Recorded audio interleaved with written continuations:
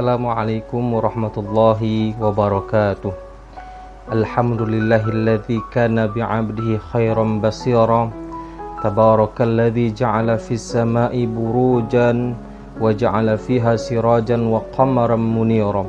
Asyhadu an la ilaha illallah wa asyhadu anna Muhammadan abduhu wa rasuluhu alladzi ba'athahu bil haqqi basyiran wa nadhira wa da'iyan ilal haqq biiznihi wa sirajan munira. Allahumma salli ala Sayyidina Muhammadin wa ala alihi wa ashabihi ajma'in, amma ba'd.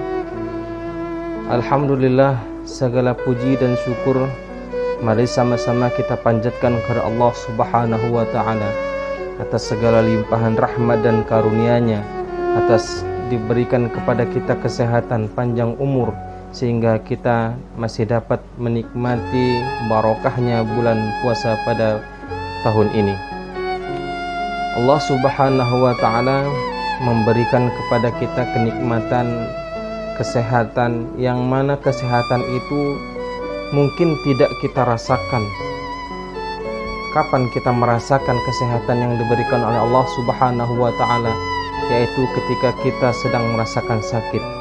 Mulut kita tahu bagaimana nikmatnya makan ketika mulut kita sedang sakit dan kita tidak sanggup untuk makan yang enak-enak. Disitulah kita tahu bahwa nikmat Allah Subhanahu wa ta'ala yang diberikan kepada kita sungguh besar. Salawat dan salam sama-sama kita sanjung sajikan ke pangkuan alam Nabi besar Muhammad sallallahu alaihi wasallam yang telah memperjuangkan agama Islam di permukaan bumi ini. Allahumma salli ala Sayyidina Muhammad wa ala alihi Sayyidina Muhammad. Qala Allah Ta'ala fi kitabihil karim, a'udzu billahi minasyaitonir rajim. Bismillahirrahmanirrahim. Ya ayyuhalladzina amanu anfiqu mimma razaqnakum min qabli an ya'tiya yawmun la bay'un fihi wa la khullatu wa la syafa'ah wal kafiruna humuz zalimun. Allah berfirman di dalam Quran surah Al-Baqarah ayat 254 ini, yang diawali dengan kata iman. Ya ayyuhalladzina amanu, kata Allah, wahai orang-orang yang beriman, infakkanlah sebagian daripada harta kamu. Anfiqu mimma razaqnakum min qabli ayyatiya yaumun la bay'un fihi wala khullah. Infakkanlah sebagian daripada rezeki yang telah kami berikan kepadamu sebelum datang ketika tidak ada lagi jual beli, tidak ada lagi persahabatan, tidak ada lagi syafaat kecuali syafaat Nabi Muhammad sallallahu alaihi wasallam. Orang-orang kafir itulah orang-orang yang zalim. Pada jamaah yang dirahmati Allah Subhanahu wa ta'ala, di penghujung bulan Ramadan ini, mari kita memperbanyak sedekah, mari kita memperbanyak infak, yang mana tujuan infak itu adalah untuk kita sendiri. Tujuan infak itu tidak lain adalah untuk tabungan amal kita yang kita akan bawa ke akhirat kekal selama-lamanya. Anak yang kita titipkan, kalau anak tidak berdoa kepada kita, anak itu sia-sia. Namun anak amal soleh yang berdoa, ilmu yang bermanfaat, dan sedekah jariah, inilah yang mampu membawa kita memberikan pahala yang terus mengalir sepanjang hidup kita. Pada kesempatan ini ada ilustrasi yang mungkin bisa menggugah kita tentang bagaimana seharusnya kita berinfak kepada Allah Subhanahu wa ta'ala, berinfak di jalan agama Allah Subhanahu wa ta'ala.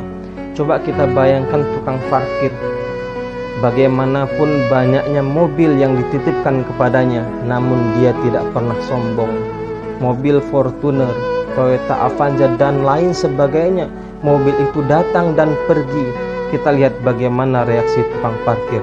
Tidak ada pernah rasa kehilangan, tidak ada pernah rasa bahwa itu sudah diambil.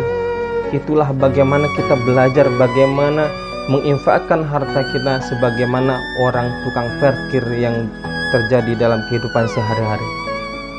Jamaah yang dirahmati Allah, di dalam satu riwayat, di dalam suatu kisah, ada seorang yang kaya raya yang menulis surat wasiat, yang mana surat itu berisi barang siapa yang mau menemaninya selama 40 hari di dalam kubur setelah mati, maka akan diberi warisan separuh dari harta peninggalan yang dimilikinya.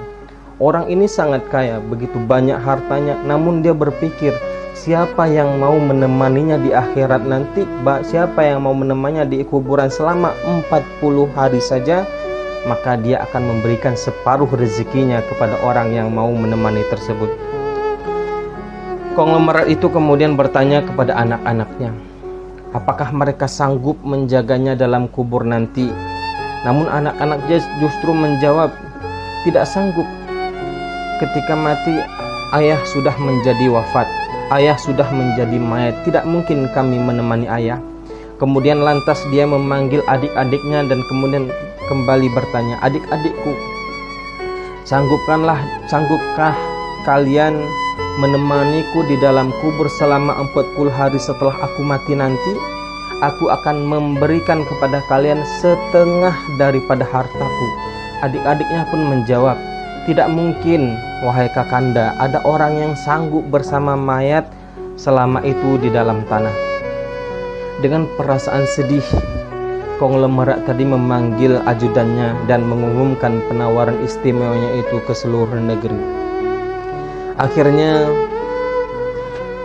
jumpa juga pada hari di mana konglomerat itu dipanggil ke rahmatullah. Kuburannya dihiasi dengan megah laksana sebuah peristirahatan termewah dengan sebuah perlengkapannya. Pada waktu yang hampir serupa pula, seorang tukang kayu yang sangat miskin mendengar pengumuman wasiat tersebut. Dengan tergesa-gesa ia segera datang ke rumah konglomerat tersebut untuk memberitahukan kepada ahli waris bahwa dia sanggup menemani sang konglomerat tersebut di dalam kuburan. Keesokan harinya, jenazah sang konglomerat dikebumikan.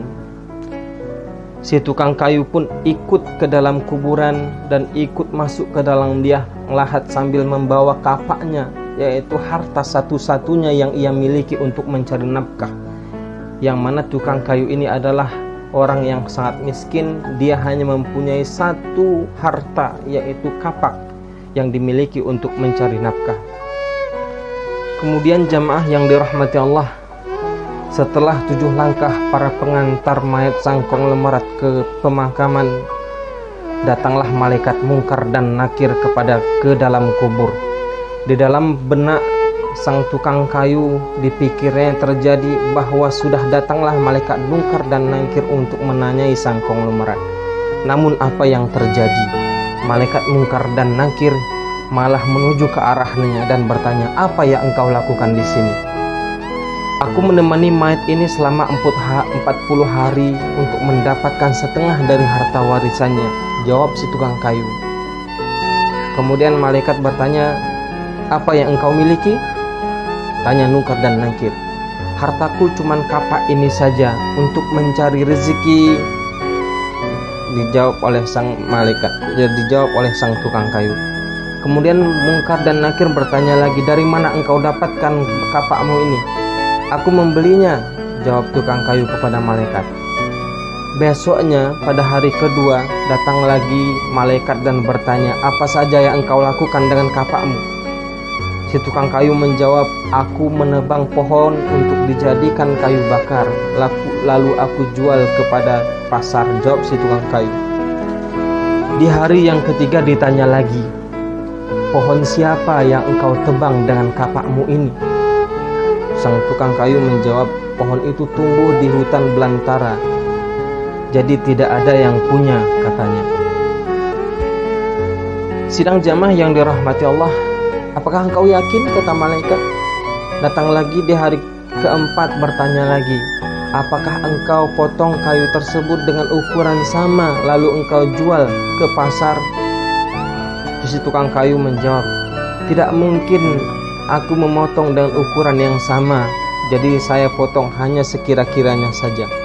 Begitu terus dilakukan malaikat Mungkar dan Nakir, datang lagi dan pergi sehingga tidak terasa sudah 39 hari dia berada di dalam kubur, dan yang ditanyakan masih berkisar tentang kapak tersebut. Di hari terakhir, hari yang ke-40, datanglah Mungkar dan Nakir sekali lagi, bertemu dengan tukang kayu tersebut dan berkata, "Hari ini kami akan menanyai kamu kembali tentang kapakmu ini." Belum sempat Mungkar dan Nakir melanjutkan pertanyaan, si tukang kayu ini tersebut melarikan diri ke atas, yang mana orang di luar sana sudah banyak menunggu. Banyak orang yang menantikan kehadiran untuk keluar dari kubur tersebut. Orang sudah bersuara gembira bahwa pemuda ini akan mendapatkan separuh atau setengah dari harta sangkong lemaran. Si tukang kayu dengan tergesa-gesa keluar dan meninggalkan mereka sambil berteriak, "Kalian ambil saja harta yang diberikan kepadaku, saya sudah tidak menginginkannya lagi." Sampai di rumah, dia berkata kepada istrinya, "Aku sudah tidak menginginkan separuh harta warisan itu. Di dunia ini, harta yang kumiliki padahal cuma kapak. Tapi selama 40 hari ditanyakan dan dipersoalkan oleh malaikat Mungkar dan Nakir yang seputar bagaimana jadinya kalau hartaku banyak, bagaimana kalau seandainya hartaku berlimpah, entah berapa lama, dan bagaimana aku menjawabnya." Coba kita bayangkan saja bagaimana orang membeli di supermarket dengan hanya membawa 5.000 perak. Dia hanya sedikit dan tidak lama-lama diproses di dalam kasir. Dan coba bayangkan ketika ada seorang membeli dengan uang 8 juta saja, otomatis dia akan banyak tit sana tit sini, sehingga proses persidangan, proses untuk mengambil barang dari kasir tersebut ke dalam plastik membutuhkan suatu yang sangat lama. Oleh karena itu jamaah sekalian, marilah kita menginfakkan harta yang kita miliki di jalan Allah Subhanahu wa Ta'ala, yang mana harta tersebut merupakan titipan Allah Subhanahu wa Ta'ala.